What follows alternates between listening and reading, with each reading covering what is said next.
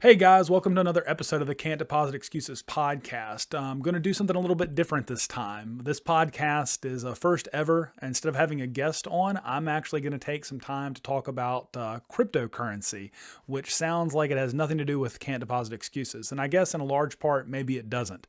But in this case, the reason that I wanted to talk about it is simply because I want to be that gateway to maybe introduce some people to something that they're unaware of. On the Can't Deposit Excuses podcast, it's all about leaving your comfort zone and maybe being introduced to new and unique ideas that you hadn't previously considered. And while we can talk about business and how that can help people in their businesses, we can talk about it in our spiritual lives, our physical lives, because I've had people on this podcast talking about all number of topics, from how they got healthier, how they lost weight, how they grew a business.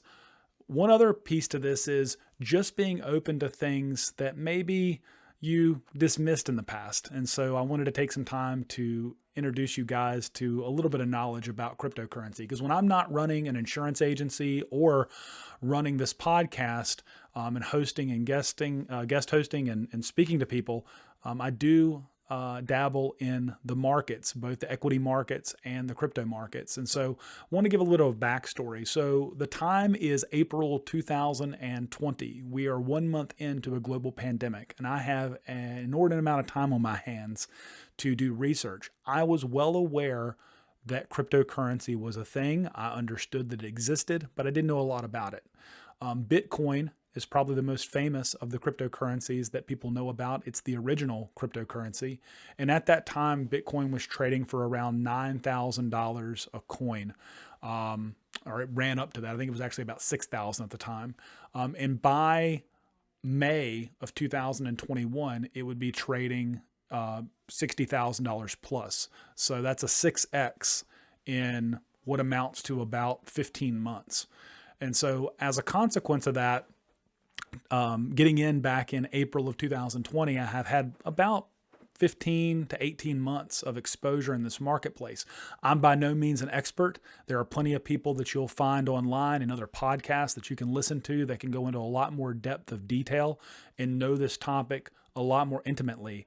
But for those that haven't been exposed to it, I want to take some time just to let you know it's not some far-fetched idea that, you hear about on television or you've read an article about, but you don't know anyone that's invested.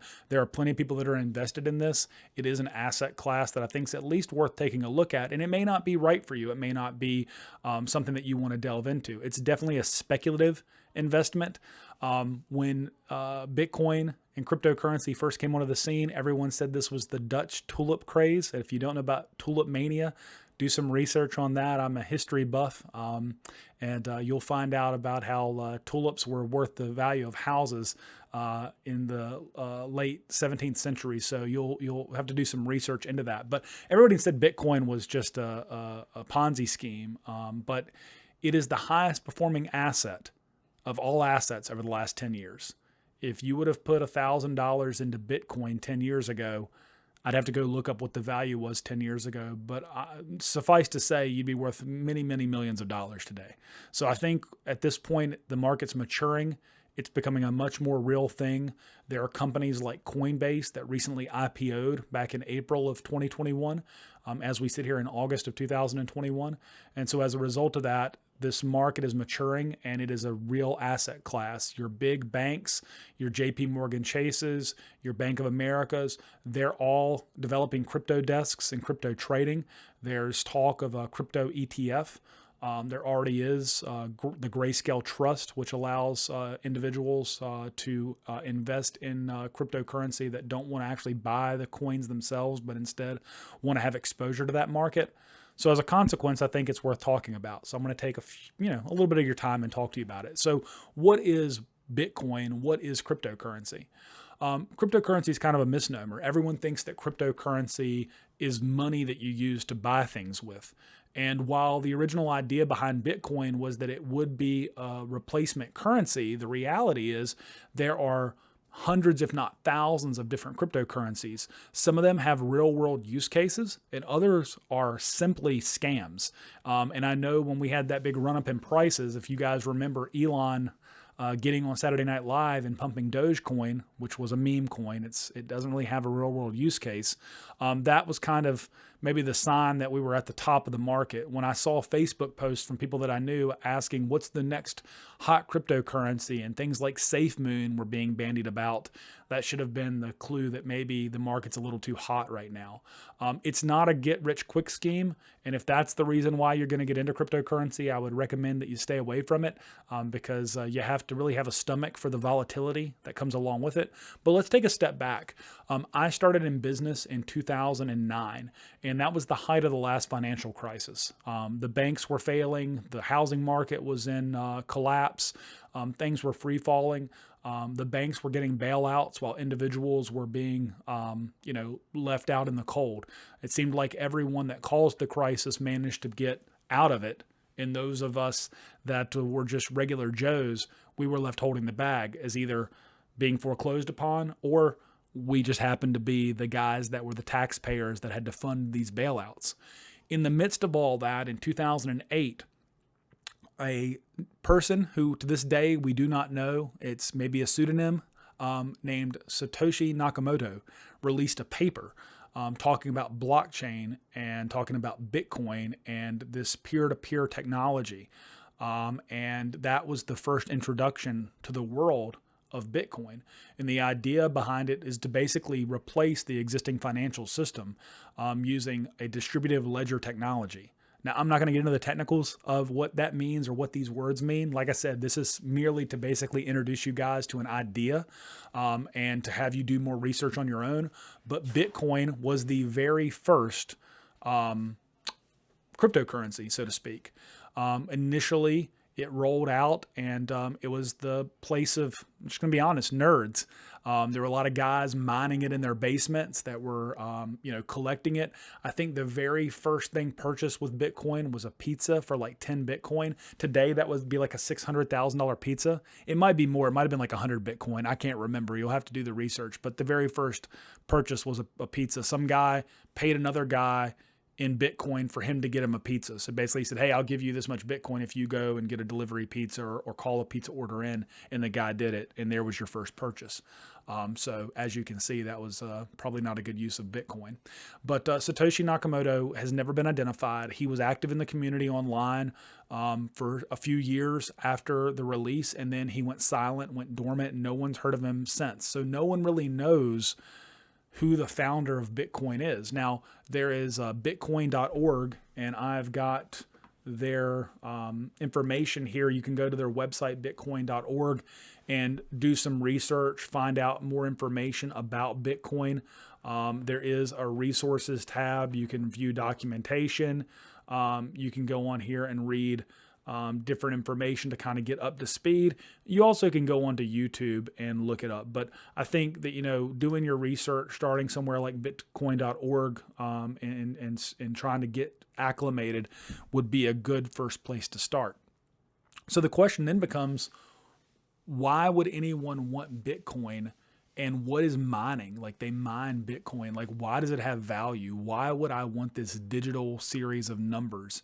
And the reason being is because Bitcoin has a set amount that will ever be minted, which is 21 million. That is the number of Bitcoin that can ever exist. It's built into the code that is the maximum amount that can exist. And you have to understand blockchain and distributed ledger technology to understand how this technology can change the world. I would describe this as the early days of the internet. Any of us that are old enough to remember the sound of a modem kicking on can remember the days on Earthlink and the days on Netscape and all of those .com companies that began in the late 1990s. Obviously, the .com bubble burst, and it's possible that a lot of the technology and the cryptocurrencies that exist today won't exist 10 to 15 years down the road. But it's also possible that a lot of the very strong coins, a lot of the things that really have real world use case may be here down the road, and they'll be your future Amazons, Googles, Facebooks, etc. So I do think it's important to be aware of this technology and to have a basic understanding of it. And so That's the reason why I got invested in it and continue to invest in it and put a little bit of my assets into it just for the future. Is it speculative? Sure. So was Jeff Bezos, had the idea of selling books online in the mid 1990s. But obviously that speculation paid off. Going back to Satoshi Nakamoto, he disappears from the scene and Bitcoin continues to rise. And then what happens is other cryptocurrencies come along. The $21 million or the 21 million coins that Bitcoin can ever exist means that it is a deflationary asset. I don't know if everyone realizes, but we currently use fiat currency. The US dollar is a fiat currency. That means that it has nothing backing it. In fact, just 4 days ago on August the 15th, we just celebrated the 50th anniversary of Richard Nixon taking the United States off of the gold standard. Prior to 1971, our currency was backed up by gold. You could turn in your US dollars for that amount in gold. You can no longer do that. Your currency, if you're a US citizen, is completely dependent upon the full faith and credit of the United States government and their power to enforce and tax. And as a result of that, the currency only has value as long as people have faith in it. But in the current market environment that we find ourselves in, it's very much possible that people are going to lose faith in that currency, and not just American citizens, but it's the reserve currency, the world reserve currency. And it has had reserve world currency status for, I guess at this point, it's getting close to about 80 years. I'd have to go look up to see when exactly it became the world reserve currency. But, especially coming out of World War II, we were the only nation in the Western world that was standing and didn't need to be rebuilt. The Marshall Plan came together, rebuilt Europe, and the US dollar has been king ever since. But in a world in which we've become more and more dependent upon other countries, their economies, we're interconnected, we're in a global environment, the power of the US and its dollar is only going to be as strong as the power and the strength of the US economy. And as we've seen the rise of other countries, such as China, there has to be some concern that there may come a day where the US's power to sell bonds, to raise money, to issue debt, which is what we're basically doing. I don't know if you realize, but every time the US prints a dollar, all they're doing is issuing debt. That's what it's an IOU. That's as good as money, sir. Those are IOUs. A dollar is an IOU. It's not real currency. Bitcoin and other cryptocurrencies can replace that. Because it is capped at 21 million coins, there can only ever be 21 million people in the world that could ever own a full Bitcoin. And if you just do the math on that, in the US alone, there's 330 million people. So just imagine if every wealthy person in the world, I think if every millionaire in the world wanted to own a Bitcoin, there are not enough Bitcoin to go around. So that's kind of the short version of how Bitcoin came to be, and it kind of explains why it has value. There's something else that happens with Bitcoin. Every 4 years, there's something called the halving. Basically, written into the code of Bitcoin is a rule that every 4 years, you're going to see the Bitcoin that is mined cut in half. So if right now 12 Bitcoin are mined per computational math problem completed, at the halving, that will be reduced to 6. In 4 years, it'll be reduced to 3. 4 years after that, it's going to be reduced to 1.5. 4 years after that, it's going to be reduced to 0.75. As you can see, the longer that Bitcoin exists, the more and more scarce it is likely to become. Because if the people who buy it refuse to sell it and they decide to hodl it, which is in cryptocurrency parlance, hold on for dear life, if they decide not to sell it, the only way to get Bitcoin is for new Bitcoin to be mined. And there is a built-in deflationary process by which Bitcoin sees its amount put onto the market cut in half every 4 years. We just recently had one of those halvings in 2020, which is the reason why you've seen the run-up in pricing over the last 6 months. Although the market's come back, I think right now, as the time of this recording, Bitcoin's around $45,500. So it has come back. It had dropped as low as about 30,000, but here in the last several weeks, it's kind of run up again. But it's likely that over the long term, in the macroeconomic scale, it's going to continue to rise in price. And that's why people need to be aware of it. And they need to be prepared and know what this technology means and what it can do for them and what it can do for the world. One thing that I tell everybody when they say, oh, I don't believe in that, it's not real. My first question is, why are your US dollars real? Why do you believe in those? They're real because people are willing to exchange goods and services for your US dollars. If you walk into Walmart and hand them money, somebody there is willing to accept that money and in exchange give you a product or service. And as we've seen over the last few months, there is the possibility that we could see an inflationary environment. I want to show you guys something just to kind of illustrate. For those that are listening, you can't see this, but this is a screenshot of the M1 money supply. This is kind of our government printing money. Now, this is taken from the St. Louis Fed's website, and you can see these are the billions of dollars seasonally adjusted. So 1967, 68, you see this number goes up, and the scale kind of goes up, but very, very little over time. Going back all the way to the beginning, it starts in 1959. It looks like it's about $141 billion. We get to 2019. We're at 3,844, so that's about 3 trillion, I would assume, 844 billion in M1 money supply. If you can see this graph, it literally shoots off the chart starting in 2020 because of all of the money printing that was done to help combat the COVID crisis and to help stave off economic collapse while we shut down our economy.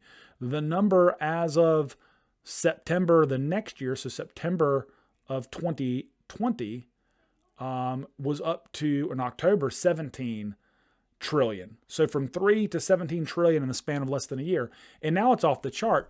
Even better, they're no longer updating some of these numbers on the Fed. M2, M1 money supply, they just stopped publishing the numbers. So our government is printing money at such a pace and so rapidly that they're not even going to show the citizens how much money they're actually creating.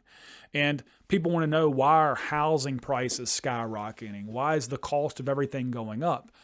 Well, there's a multitude of reasons. I mean, one of which is there are supply chain shocks that happened as a result of COVID. Companies shut down, factories were boarded up, people lost their jobs. As those companies come back online, they're having issues with supply chains. They can't get chips, they can't get all the raw materials they may need, they may not have the workers, and so that's going to lead to price fluctuations. Earlier this year we saw lumber prices spike, but then over the next several months we've seen those prices come down.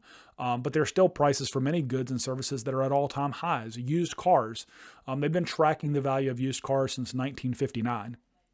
Just recently, used car prices recorded their highest average value ever. In other words, in the entire history that the NADA has been tracking used car prices, today cars are worth more than they've ever been worth. I myself drive a 2015 Ford F-150. I bought that vehicle April of 2018. It was about 3 years old when I bought it.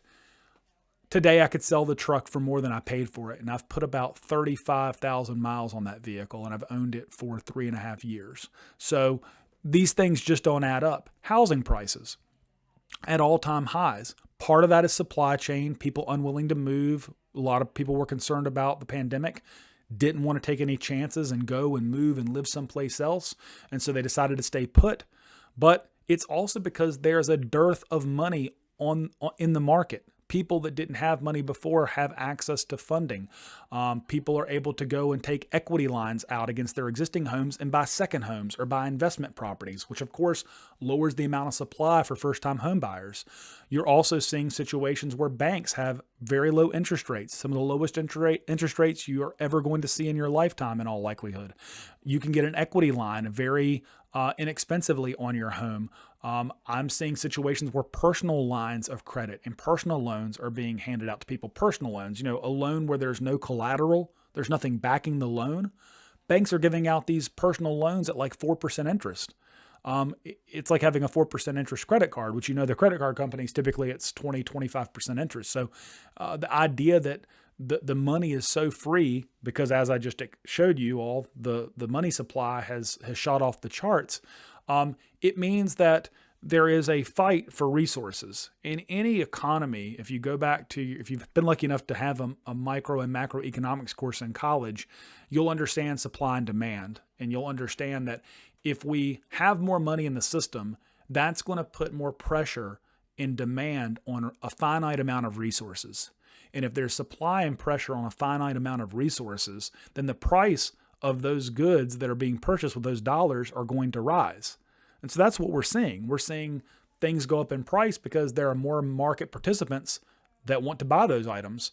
Have you gone in to buy a steak recently in the grocery store? You notice the price of meat through the roof? It's because there's more people available and have the money and the resources to buy steak. And as a result, the price is going to rise. So with that being said, what's the end game? Where does this stop? When does this money printing stop? When will we see a change here? How do you get yourself out of this? Because someone has to pay this at some point. The taxpayers have got to pay for this spending, or our currency will be rendered useless. Anyone that's a student of history may hear stories of the Weimar Republic post World War I. It's largely the reason why we entered and had to fight World War II, because there was a lot of people that were upset in post-World War I Germany when they saw their currency devalued to the point where you were going to pay for loaves of bread with wheelbarrows full of currency. The currency was more valuable to use as fuel for your fire to keep warm at night than it was to purchase products. And don't believe for a second that this is simply a problem of the past. If you do some research into modern day Venezuela, you'll find a similar situation where their currency was inflated to such a point to where it became virtually worthless. And if you went to a grocery store, there may be things in there, but no one could afford them because all of a sudden, like a 2 liter of Coke was $1 million. So these things can happen in the real world. Do I think they're likely to happen in the US tomorrow or next week? No, I don't think that's likely to happen instantaneously, but over time, I do believe you need to be open and aware of other things that are in the marketplace and technologies that could replace some of our current financial system. Our current financial system seems to be built to benefit only one class, and it's not the everyday Joe on the street. Those that are wealthy during the last year have gotten wealthier, and those who didn't own real estate or assets during the last year of COVID have gotten poorer. That's just the fact and the reality on the ground. The idea behind some of these cryptocurrencies, and Bitcoin in particular, is that they can alleviate some of that by having a level playing field.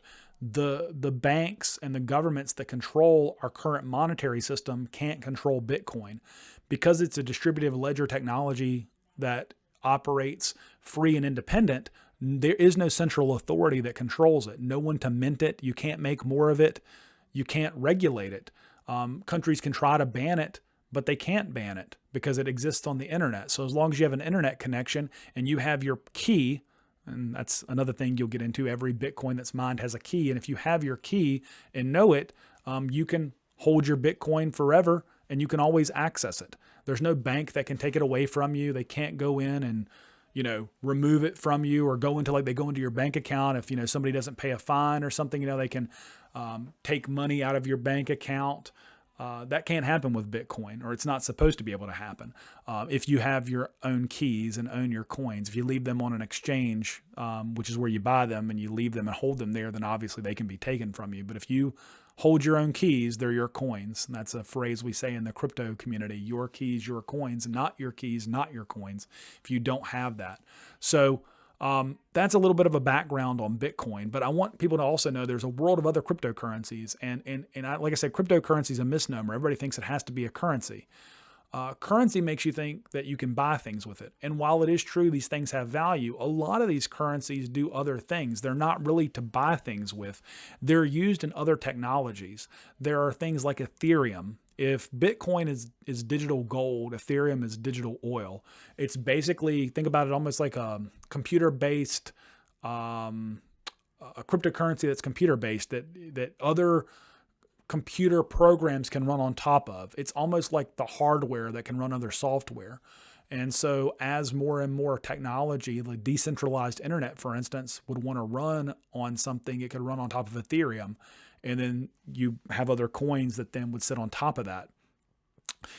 The words are hard to come by. We say coins, they're not physical items. We say mining, it's not really mining. They're using very powerful computers to solve very complex computational problems. And as a result of that, if they solve the problem, their computer solves the problem, the reward from that is a Bitcoin or a percentage of Bitcoin. And that's how new Bitcoin are created, is through that process. But I do, encourage people to look into these other technologies, Bitcoin, Ethereum, Cardano, Solana, Aave, any number of cryptocurrencies. Some of these things are decentralized finance. They have the ability to replace the banks. So, people always wonder, like, well, what's the big deal? Well, think about it. If you go and buy a house, which people have done for a long time by going to a bank, you get a cashier's check. Money has to be wired. It takes 3 days for that money to clear. You have to have trust and faith that routing and account number is the accurate one, that you're not wiring the money inadvertently to the wrong account. It requires some level of trust. With Bitcoin and other blockchain technologies, those currencies can be exchanged, and the result is almost an instantaneous transfer of money. You understand, when you use a credit card to buy something at the store, that money's not going directly from your card to the merchant. There's this third-party intermediary, Visa, MasterCard, American Express. They're taking a cut. They're getting a couple percentage points from the retailer, and as a result of that, the retailer is taking making less money because they're accepting that credit card, but they're willing to do that because of the convenience of accepting credit cards. People want to use credit cards. Walmart says, okay, well, I'll make that dollar product, I'll make 98 cents on it. I'll give $2 to the credit card company. Blockchain technology has the ability to have instantaneous transfers of money between people without the need of this third party, whether it be a bank, whether it be a credit card company. And so that's the kind of the thing that makes it so powerful, is it has the ability to completely change the way that we do financing. You basically can become your own bank. Other people can become your bank. You guys can exchange money, lend money, do things with blockchain technology that you can't even imagine. What's the future? I don't know. Is it always going to be used as a payment mechanism? Probably not. Bitcoin is incredibly slow for processing payments at this time, just because of the block size and how it operates. But it's a store of value. There are other cryptocurrencies that are probably better suited for exchanges of money between people. But I can tell you the underlying technology that exists with blockchain is the future. Anyone that sees some of the things that are going on with social media companies, censorship, things online, and is concerned about those, in a world where things are run on blockchain technology, there is no centralized power or authority that can control everything that someone says, does, or watches. It gives you, the individual, more power, more autonomy. And so that's one of the powerful things behind it. So, we could be in a world 20 years from now where there's a decentralized version of Facebook, a decentralized version of YouTube, a decentralized version of Twitter that runs upon blockchain technology, where no individual has the power to shut it down. No individual has the power to control everything. It's controlled by the community. And that can only exist with this technology. And that's what makes it so powerful. I had this other thing I wanted to show, which is to kind of explain how this market is maturing. These are the assets ranked by market cap. So all the assets in the world and their value. The number one asset in the world is gold. If you were to take all the gold in the world, its cash value is $11.3 trillion. In second place, Apple, $2.4 trillion, Microsoft, $2.2. Going down the list, you see Amazon, $1.6. In number 9 position is Bitcoin at $858 billion. So if Bitcoin was a company, it is currently the 9th largest asset by market cap, because these aren't all companies. Obviously, we've got silver and gold on here. but is the ninth largest asset by market cap. If we go further down the list, you are going to find other cryptocurrencies on this list. Ethereum comes in at number 25, ahead of MasterCard, Procter & Gamble, Nestle, Home Depot, and Bank of America. Ethereum has a market cap of $357 billion. We're in the early stages of this market. Obviously, I'd much rather be having this conversation with you guys in 2010, 2011.